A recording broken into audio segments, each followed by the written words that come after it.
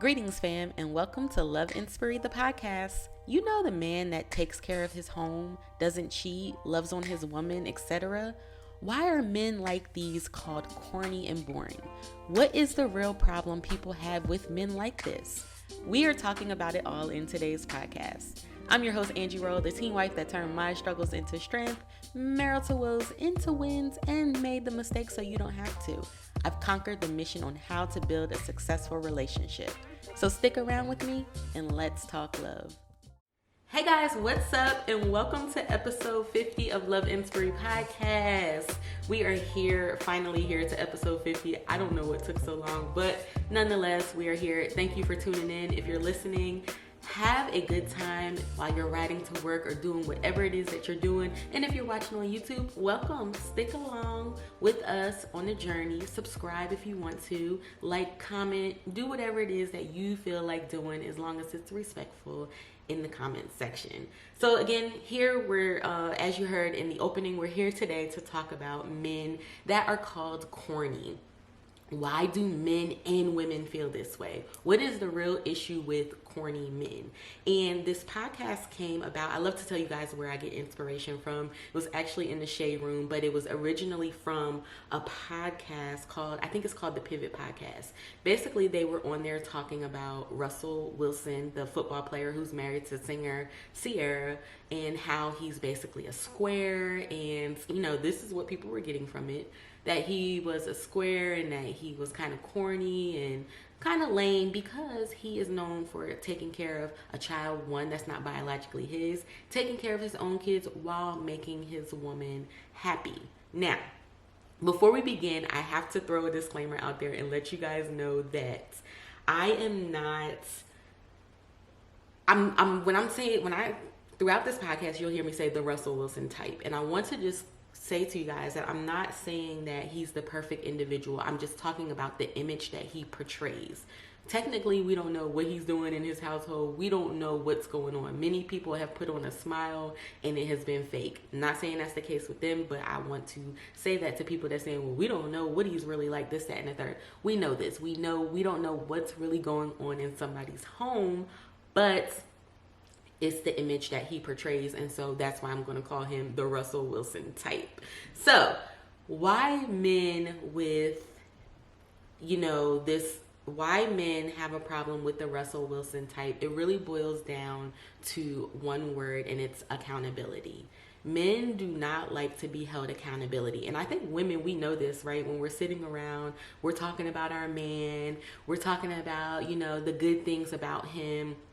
And then you may have that girlfriend that doesn't have the man that is doing the things that your man is doing. So she probably goes back home and she's like, well, my sister or, my best friend, her husband or her boyfriend does X, Y, and Z. And men don't like to hear that. Men don't like to be compared to other men. It's an ego and pride thing. And comparison to another man on a man's standpoint is not something that he's going to be interested in. It's something that he's going to want to do.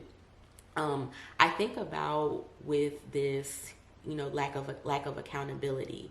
I truly believe that men don't want to be held accountable for providing in the way that they should provide, because a lot of men are lazy. And if your woman is hanging around another woman whose man is doing all these things, it can make that man look bad. It can hold him accountable as to, what am I doing wrong? And a lot of people don't like to look at things and say, what am I doing wrong? How can I do better? Especially a man that is complacent. Especially a man that is with a woman that is doing more than him or making more than him, whatever the case may be. Sometimes he can get comfortable. And so lack of accountability causes men to not like Russell Wilson types. It's kind of like competition also too, competitiveness in this. Men typically have a nature of competitiveness. So it's about, okay, if he's doing this, then I should be doing this. But if I don't want to do it, then you have a situation there. Also, I think when it comes to this, it goes deeper into, and it's for men and women as well, this goes deeper into just a man being lazy or him not wanting to be accountable. It's about where he grew up, where the environment that he saw. Was he involved in a healthy two-parent household, right? And the reason I say healthy two-parent household is because we all know that a two-parent household means nothing if it's not healthy. There's plenty of people that grew up in a two-parent household with parents that argued all the time about absolutely nothing, and that's what they saw, so that's what they know. That's how they know how to communicate. But hanging around the wrong crowd can make you feel like his type, because the Russell Wilson type, right? There's less of them out there than it is more of what women call F-boys or douchebags or scumbags or cheaters or liars. It tends to shift more towards there's more bad men out there than it is good men out there. Had a conversation the other day with somebody about the dating pool in general and just how it's not friendly to single women. And of course, as a person that's interested in relationships, I really but I hold women accountable too for the choices that they're making. But of course, as it all stands, we know that the dating pool out there is just not where it should be or where it used to be back in the day when we were kids growing up and stuff. So the crowd you hang around really generally determines whether or not how you're going to be, what you're going to be receptive. Like if you hang around people that constantly talk down on their woman, naturally you're going to think that that's the way to go. You're going to think, as a man in general or women in general, you're going to think that this is how I'm supposed to treat a woman. So when the Russell Wilson type comes along, then all of a sudden it's something different. It's something he's weird, or he's being corny, or he's trying to upstage us, or that ain't him in real life. People love to say that he ain't doing that, he just doing it. It's cap. That's what they say now. But on the flip side of this, so we know that men don't like to be held accountable, especially men that haven't been held accountable in their childhood, right? How you raise a man growing up, or in his childhood, is generally how he's going to be in his adulthood. So if he was given no responsibility, most likely he's not going to be responsible in his adulthood. If you haven't trained in certain areas, most likely he's not going to learn this in certain areas. And there's a lot of men out there where the parents did not hold them accountable, so they're never going to be accountable in a relationship because they weren't accountable as a child. And this is where chastisement comes into place, or correcting your child, or whatever the case may be like that. But all of this plays a role background in how you'll be treated. And later on, I'm going to tell women and men out there the signs of somebody that's not going to be emotionally available to you, and how to just basically avoid people like this. Now, of course, it's not standard for everybody. Sometimes people are just very introverted. It's not that they can't be emotionally intellectual with you. They're just very introverted people. So I talked about men and how they just don't like to be accountable, which could stem from how they were raised in childhood. It's just like a thing. I wanted to add, before I get to the woman part, there is a thing out there about how women call their sons kings, and how you should not call your son a king. He's not being held accountable. He's not your king. He's not a man, a boy child that you rely on, or that is going to help you pay your bills. Like, call him your prince. Because it puts them in a pedestal, just like calling women princesses. It puts them on this pedestal of expecting princess behavior, and it's not always going to be the case in any relationship, and in life in general. You're not always going to be treated like a princess. You're not always going to be treated like a prince, and your son is not your king. Your daughter is not your queen. So I digress. We want to talk about women and why women tend to have a problem with the Russell Wilson type. It is true that women can tend to, and I saw this a while ago with Safari and Erica Mena, I guess, when they were on good terms and they were, dancing around the house. And I heard a lot of people, I actually did a little video on that, a lot of people calling this man corny. I did not understand calling him corny because he was having a good time with his woman. And women, aside from jealousy, women tend to have an issue with the Russell Wilson type is because of acceptance. They've gotten accustomed, like I talked about earlier in the dating pool, women have gotten accustomed to this new normal of men. So when they see a man that is nice, the nice guy, right? They always say nice guys finish last. When they see the nice guy in a woman's head, it's not real. You know, this is fake. This is an act. And automatically she's hyper vigilant and put on guard because this is not what you see every day. You don't see, for some women in the dating pool, from what I hear, you don't see men that are emotionally intelligent, men that want a genuine connection, right? Sometimes a lot of these people that are on dating apps, they're looking for one thing and one thing only, right? So acceptance, it's a new normal now, and so women have accepted it, and when they see it, it's kind of I'm off guard, I'm turned off because I just this is not real, this can't be real, this is not happening right now. Also, women tend to like a thrill. Women love to, it's kind of like we all heard of the college girl dating a drug dealer. It's the excitement. It's the thrill of, and this tends to happen if you were a girl that was sheltered. You tend to get in college and you go buck wild because you just want the thrill of what it is. And that Russell Wilson type is not going to give you that thrill because he's more centered, he's more grounded. And that's why college girls, or girls with a good head on their shoulder, they tend to flock to drug dealers. They tend to flock to people that are not doing anything with their life or not of substance. It's the thrill. But when you get older, you find out that corny is better. And I honestly, I hate to admit this, but back in the day, I probably was like the Jada type. And when I say the Jada type is how people were upset because she let Will Smith go up there and punch this man in his face. If you were any kind of wife, you would have stopped your man from getting into trouble and ruining his career. And for us regular folks going to jail, catching a case, like she would have stopped that. And for me back in the day, and that's why I posted about this before, how back in the day when I was 15 and stuff, that stuff is cute. Like, oh, fight for me, da da da da da. It was a little thrill, right? But as you get older, you realize that stuff can get you into some serious trouble, that stuff is not important.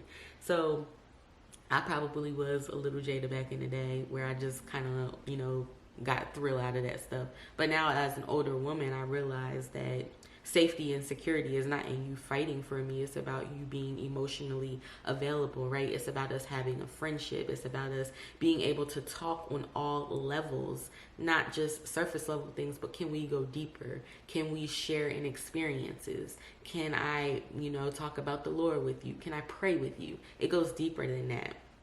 And I think as you age, and this is not for all women, because as women age, they still have toxicity in them. We see it all the time on the shade room. Grown women just embracing negativity. Grown women feeding into drama. And again, it really all boils down to what you're accustomed to and how you were raised is what it's generally how you're going to be. If you grew up in an environment that was toxic, whether 2-parent, 1-parent, no parent, that's what you're going to think is normal to you. And I kind of spoke on this before about like people that were raised in the ghetto. Could we blame them for how they act, or is it just what they know? You know what I mean? Like, is it really their fault that this is the situation that they grew up in, and this is the product, now they're the product of their environment, this is how they act? Like, is it really their fault for, and I know there's an argument out there of, when you get grown, you should know, blase, whatever the case may be, and that's not always the case if this is what you've known all your life. But women like a thrill, and if you are not giving them a thrill, then all of a sudden you're corny. You're this, you're that, you're not going to be any good to them. So I think, from man and women's standpoint, when it comes down to the Russell Wilson type, all over for both sexes is really generally about accountability. How accountable are you going to be for your role in a relationship and taking care of your family? There's nothing corny about taking care of your family. There's nothing corny about making sure that you are, and I hate to use this word, catering to your man, but taking care of your man, making sure that he has, something to eat, and him vice versa, making sure that he's being emotionally available to you, right? Because men and women, we need different things. What's important to a man might not be important to a woman. So, okay, my husband may like for me to cook for him, but on the flip side, I need you to be emotionally available to me when I need to go on a vent session, whatever the case may be. So it could be different for anybody, but that's just an example of my household. But it's not corny to take care of your partner. It's not corny. People that think that it's corny just haven't seen the fruit of that. I come from, and my husband too, come from good stock of seeing good relationships. Not saying that they were perfect relationships, good relationships, teamwork, and how to work together and how to make it longevity. If my mother-in-law was still living, her and my father-in-law, they would be married over 40-something years. My grandparents have been married over 50 years. My mom and stepdad have been married over, 20-something years. So come from good stock, and what you see is kind of what you're going to resemble in your life. So take accountability for how you are showing up in a relationship. If you know that you come from a place where your relationship, or you haven't seen the best, there's things that you can do, like study good relationships, read books, go on YouTube and learn something. Accountability. Be accountable for how you are showing up in your relationship. Don't just go, and you'll see in the quote, don't just go along with the crowd because your boys is over here cheating and lying on their significant other, and it's cute, and they have the woman accepting it when really she's not accepting it because she's unhappy. It's not normal. It's for some people it is. But generally, she's not happy in a relationship. So don't follow the crowd and what people are doing.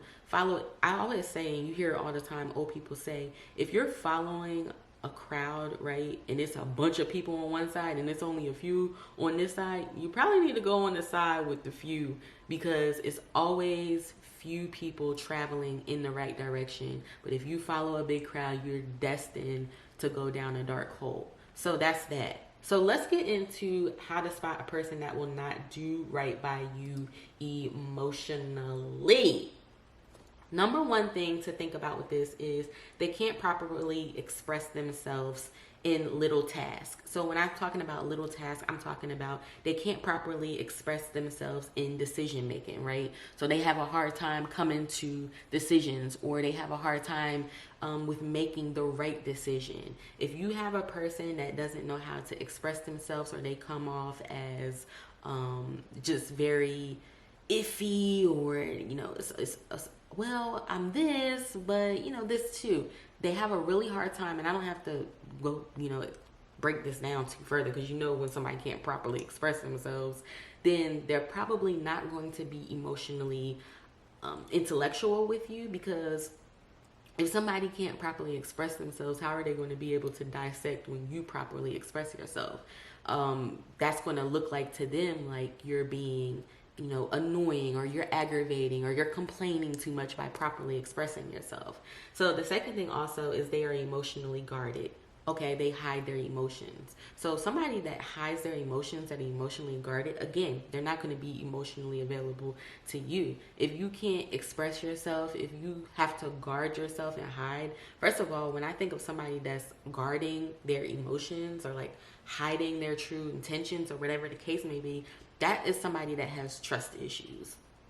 Trust issues is a no-no. And I have a book coming out, and I talk about this later, how to me, I feel like when you start off in a relationship, it's not necessarily that you're 100% trustworthy of this person, but you shouldn't start off on a slate of, I don't trust you at all. It should just be a blanket slate. I'm a person, whereas trust, vulnerabilities have to be earned, right? Me sharing my personal life and bad things that have happened to me with you, that's something that has to be earned. But general trust, like if I get into a relationship and you tell me that you're somewhere and I don't believe it, okay, that's a me thing. So somebody that has trust issues, they're definitely not going to be able to be available to you, because they're hyper vigilant. They're always going to be on guard. It's always going to be something. So somebody that's emotionally guarded, that's something that you want to watch out for. This person is not going to you'll be giving and all this information, and they're not giving anything back to you about their emotions, you know, their motivations, how they feel about life,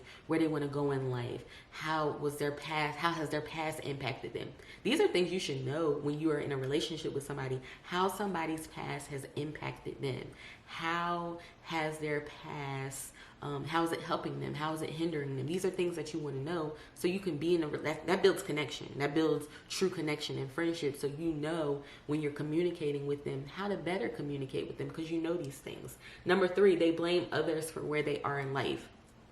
Definitely somebody you want to stay clear of, because listen, if they're blaming other people, this goes back to the theme word of this podcast, accountability. When you're blaming other people, you're not going to be held accountable. You're not going to hold yourself accountable. It's always somebody else's fault. Somebody did something to you. Woe is me. And they're not going to be able to handle your emotions. Because first of all, they're going to turn it around and make it about themselves. They're going to create a situation whereas it's always going to be flipped around on them and what they're not getting from the situation, especially if you're presenting a problem to them about them. It's always going to be, just about them. So watch out for people that blame others for where they are in life instead of being accountable. This is the theme word that I want you guys to remember in dealing with people in general, in your life, in relationships, and marriage. Somebody that can't be accountable is not somebody that's for you. Number 4, somebody that's socially incompetent or they lack social skills. This is how you know that they're not going to be emotionally available for you. Now, this is what I was talking about earlier about introverts. Okay, so there's people that are just quiet and introverted, and then there's people that have no social skills in general. So introverts kind of sit back, they scope the room. They're not antisocial, but they open up to who they're comfortable opening up to. My family would probably argue you're not anything of an introvert, but I feel like I am with people that I don't know, because I'm just scoping the scene. I'm trying to see who's in the room, what they're about before I give myself to them fully, and not in a sexual way, but just more of a conversation way, because I'm not going to communicate with everybody. That's just my personality. I'm not going to sit down and chit chat with just anybody over anything. I'm not a small talk person. Let's just say that.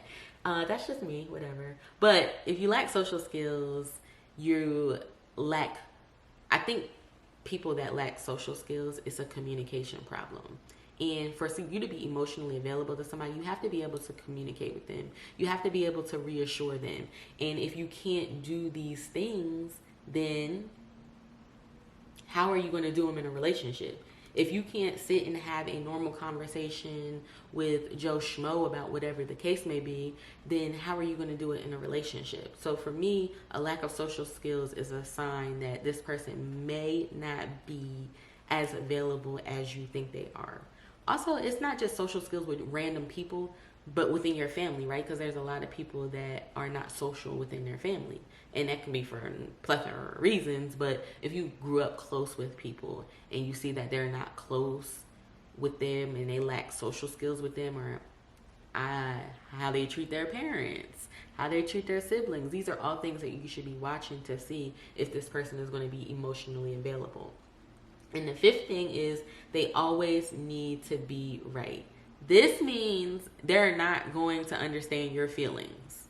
And if somebody's not going to understand your feelings, they cannot be emotionally available to you, because part of being emotionally available is understanding from your partner's perspective, understanding from their standpoint. A lot of the times when we're communicating and we're trying to be emotionally available with somebody, we are understanding emotionally on our level and not on their level. And this is why connection in relationships is so important.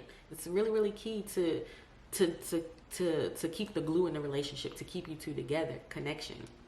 So if you have somebody that needs to always be right, or this is a classic sign of somebody that's not going to be emotional available to you, because like I said, they're not going to understand your feelings. And it's not that they can't, they're just not going to want to, because they have a need, a desire, a strong desire just to be right. So we're going to end today's show. We talked about a lot, and it boils down to, when it comes to like the Russell Wilson type and why people have a problem with the Russell Wilson type is, you know, especially men, is because they don't like to be accountable. They don't like to be in competition or have somebody that appears to be better than them. They don't want their woman coming back saying, well, my best friend's husband does X, Y, and Z. They don't want to hear that. And some men are just lazy and they don't want to be accountable. Like men that don't clean up behind themselves. They just don't want to do it. It is what it is. But women too, and women like a thrill. Women can be jealous of why they don't like the Russell Wilson type. Women think this type of stuff is corny because of how they, you know, could be raised, or past relationships that they have, and just seeing in the dating pool as the new normal. And that's why I just really want to encourage women that are dating, don't settle for anything.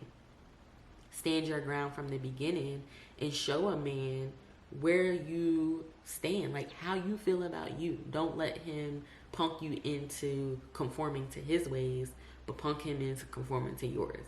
Like either you're gonna get on board or you're not.